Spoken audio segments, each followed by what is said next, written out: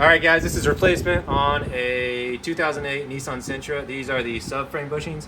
How are you gonna tell if your subframe bushings are bad? Well, if you're hearing clunking in the front end, especially over bumps, it's very easy to check. You're gonna jack your car up on the normal jack points over here, put a jack stand underneath there, and then you're gonna come back over here, get a video up under here if you can, and we're gonna jack up the subframe itself. And as you can see, there's quite a bit of a gap right here. There shouldn't be any gap there. I did loosen this bolt, so the gap will be about 1/4 of an inch for normally.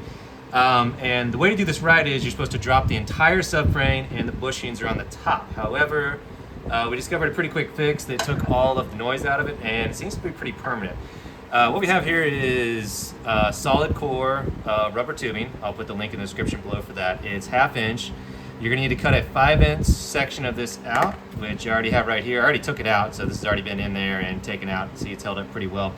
I've already done this, but you're gonna add a little bit of lube in here. Silicone lube is probably your best bet, just so that rubber doesn't tear. Just so the rubber doesn't tear up in there. Next thing you need on top of this 5-inch piece of this core, you're gonna need a zip tie just to hold it in place while you tighten this back down, okay? So I loosened this bolt up to give myself a bigger gap. I got this side of the subframe jacked up, and I also have the car jacked up as well to take any weight off these bushings right here. So I'm gonna put this piece up in there. Mine's already circled because it's been in there for a couple weeks now. And I'm gonna get my zip tie as soon as I find it. Okay. Now, you can actually do this from underneath the car. I already did this already, just from underneath the car. You don't actually have to take your fender liner off and everything, but we were already working on the air conditioner, so might as well get a good video of this. So you're gonna wrap this thing around there. You're gonna get your zip tie. Go ahead and click your zip tie into a circle. Okay.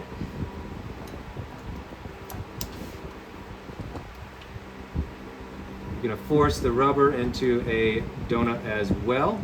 Okay, and the zip tie is just holding it in there while you kind of set this. Okay, now once you got the zip tie on there and the rubber hose is inside of there, you're gonna tighten up the zip tie to get a nice donut shape. And there shouldn't be a gap between the ends if you cut it to 5 inches. All right. Okay, next thing we do, we're just gonna tighten this right up.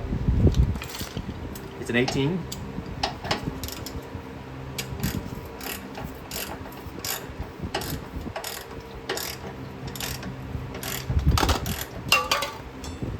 And down. Once again, this can all be done underneath the car. This just makes it easier to film and easier to do, actually.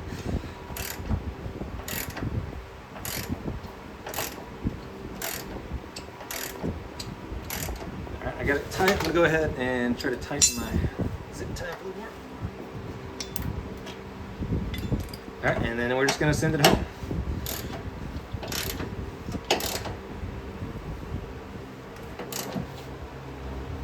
And then you gotta get this as tight as possible, so the next idiot working on it can't get it up. All right, and we're gonna go ahead and just leave the zip tie in there. Now it doesn't look that tight in there, but once we take all the weight off the car and get this subframe back down, you should only have about 1/4 inch gap underneath there, and the car should no longer be popping when you're driving over bumps and stuff like that. Hope this helps, guys. Have a good day.